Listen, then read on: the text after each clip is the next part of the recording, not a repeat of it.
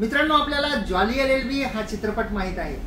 वकील, न्यायाधीश, कोर्टातील वेगवेगळे किस्से यावर ती एक कॉमेडी फिल्म होती. आणि जॉली एलएलबी 1, जॉली एलएलबी 2 आपण पाहिले असतील. तर चित्रपटातलं मला व्यक्तिशः फारसं नॉलेज नाही आहे, त्यामुळे जॉली एलएलबी 3 हा जो चित्रपट 19 तारखेला येतोय, तर त्या चित्रपटाच्या अनुषंगानं जे आहे ते एक याचिका माननीय मुंबई उच्च न्यायालयामध्ये दाखल करण्यात आलेली होती. एक अलाहाबाद उच्च न्यायालयामध्ये सुद्धा दाखल करण्यात आलेली होती. आणि या जनहित याचिकेमध्ये आपल्याला माहीत आहे की जनहित याचिका जे आहे ते एखादी गोष्ट सार्वजनिक असते आणि त्या सार्वजनिक होणाऱ्या एखाद्या गोष्टीमुळं सार्वजनिक लोकांचं जे आहे ते नुकसान होणार आहे. अनेक लोकांचं त्याच्यामुळे नुकसान होणार आहे किंवा त्यांना काही हर्ट होणार आहे, त्रास होणार आहे, ते लोक अपमानित होणार आहेत, अशा स्वरूपाची जी आहे किंवा कुणाला त्रास होणार आहे सर्वसामान्य लोकांना, तर या अनुषंगानं जनहित याचिका असते. तर जॉली एलएलबी 3 या प्रदर्शनाविरुद्धची, म्हणजे त्याचं प्रदर्शन करण्यात येऊ नये, त्यामध्ये काही चेंजेस करण्यात यावे या अनुषंगानं एक जनहित याचिका करण्यात आलेली होती अक्षय कुमार आणि अर्शद वारसी यांच्या विरुद्ध माननीय मुंबई उच्च न्यायालयामध्ये. आणि त्या याचिकेमध्ये गंभीर असे आरोप करण्यात आलेले होते की या चित्रपटाचा जो ट्रेलर आहे या चित्रपटाचा, तर तो पाहिल्यानंतर असं लक्षात येतं की या चित्रपटामध्ये वकिलांची आणि अगदी न्यायाधीश महोदयांची सुद्धा थट्टा जी आहे ती केली गेलेली आहे. आणि त्या चित्रपटाच्या प्रदर्शनामुळं, त्यातील दृश्यामुळं सर्वसामान्यांमध्ये न्यायव्यवस्थेबद्दल एक चुकीचा मेसेज जाईल आणि त्यामुळं याच्या प्रदर्शनाला प्रतिबंध करण्यात यावा. जी 19 तारखेला, आता उद्याच्या 19 सप्टेंबरला जो चित्रपट जो आहे तो प्रदर्शित होत आहे, अशा स्वरूपाची ही याचिका होती, जनहित याचिका माननीय मुंबई उच्च न्यायालयामध्ये दाखल करण्यात आलेली. तर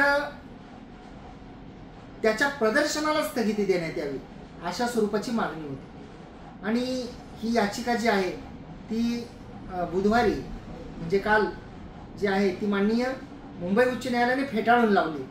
आणि माननीय मुंबई उच्च न्यायालयाने चित्रपट आणि त्याचे प्रमोशनल मटेरियल जे आहे,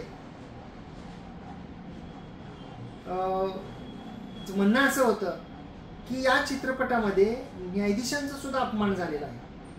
आणि जे पार्टीज होते याचिका दाखल करणारे, ते होते असोसिएशन फॉर एडिंग जस्टिस यांच्यातर्फे ही याचिका दाखल करण्यात आलेली होती. आणि त्या याचिकेमध्ये म्हणणं असं होतं की या चित्रपटाच्या प्रदर्शनाला स्थगिती द्यावी. तर का द्यावी? तर पहिली गोष्ट म्हणजे त्या चित्रपटामध्ये भाई वकील है हे गाणं आहे आणि ते गाणं जे आहे ते ऑब्जेक्शनेबल आहे. त्याच्यामध्ये वकिलांचा अपमान होतोय, त्याच्यामध्ये न्यायव्यवस्थेचा अपमान होतोय, अशी त्या याचिकेमध्ये त्यांची मागणी होती, त्यांची प्रेयर होती. त्यामुळे ते गाणं जे आहे मुख्य ते काढून टाकण्यात यावं. आणि अपमानजनक चित्रण जे आहे, जे त्या चित्रीकरणामुळं, ते दृश्य लोकांनी पाहिल्यामुळं जे आहे ते वकील, न्यायाधीश यांचा अपमान होतो, असं त्या याचिकेचा एक सारांश होता. यावर न्यायनिर्णय देताना माननीय मुंबई उच्च न्यायालयाने असं म्हटलेलं आहे की एखाद्या चित्रपटाद्वारे न्यायाधीशांबद्दल काही वक्तव्य केलेले असतील किंवा काही कॉमेडी सीन केलेले असतील, तर याच्यामुळे जे आहे ते न्यायालयावर कोणताही प्रकारचा परिणाम होणार नाही असं यामध्ये म्हटलेलं आहे. आणि गंभीर असा आरोप होता चित्रपटाच्या प्रदर्शनाला का स्थगिती द्यावी हे सांगताना. याच्यामध्ये वकिलांची तर थट्टा केलेलीच आहे, त्यासोबतच न्यायाधीशांची सुद्धा थट्टा केलेली आहे. आणि त्यामुळं प्रदर्शनाला स्थगिती द्यावी असं म्हटलेलं होतं. यावर माननीय न्यायाधीश महोदयांनी असं मिश्किलपणे म्हटलेलं सुद्धा आहे त्यांच्या न्याय निर्णयामध्ये की आम्हाला पहिल्या दिवसापासूनच थट्टा सहन करावी लागत आहे, आमची काळजी करू नका असं म्हटलेलं आहे. आणि असं म्हणत जे आहे ते जे याचिकाकर्त्याची याचिका आहे ती याचिका फेटाळून लावलेली आहे. आणि आता ही याचिका जी आहे ती फेटाळून लावल्यामुळं 19 सप्टेंबरला जॉली एलएलबी 3 हा चित्रपट जो आहे तो आता प्रदर्शित होईल. तर या याचिकेचा न्यायनिर्णयाचा सारांश जो आहे तो महत्त्वाचा सारांश असा आहे की चित्रपटामध्ये अशा प्रकारची दृश्य चित्रीकरण केल्यामुळे जी मूळ व्यवस्था आहे, जी मूळ डिग्निटीचे पोस्ट्स आहेत, जसे की न्यायव्यवस्था, तर याच्यावर कोणताही परिणाम होऊ शकत नाही. आणि सर्वसामान्य लोकांनाही माहीत असतं की ते एंटरटेनमेंट पर्पजसाठी त्या गोष्टी केलेल्या असतात. मिरच मसाला लावलेला असतो, भडक दृश्य असतात, भडक संवाद असतात, परंतु ॲक्च्युली जे कोर्ट प्रोसिडिंग असतं ते खूप वेगळं असतं, चित्रपटामध्ये दाखवलेलं जे असतं ते खूप वेगळं असतं.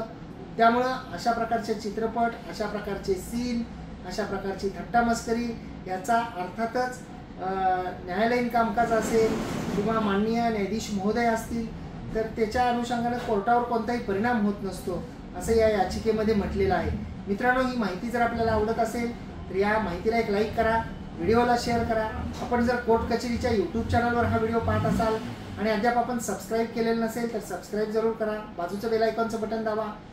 आपल्याला या व्हिडिओच्या खाली जर का हाईप नावाचं कलरचं बटन दिसलं तर त्यालाही क्लिक करा, म्हणजे व्हिडिओ जास्तीत जास्त लोकांपर्यंत पोहोचतो. मित्रांनो, आपण हा व्हिडिओ फेसबुक इंस्टाग्रामवर पाहत असाल आणि अद्याप जर आपण फॉलो केलेलं नसेल तर फॉलोसुद्धा जरूर करा आणि व्हिडिओला लाईक आणि शेअरसुद्धा करा. धन्यवाद.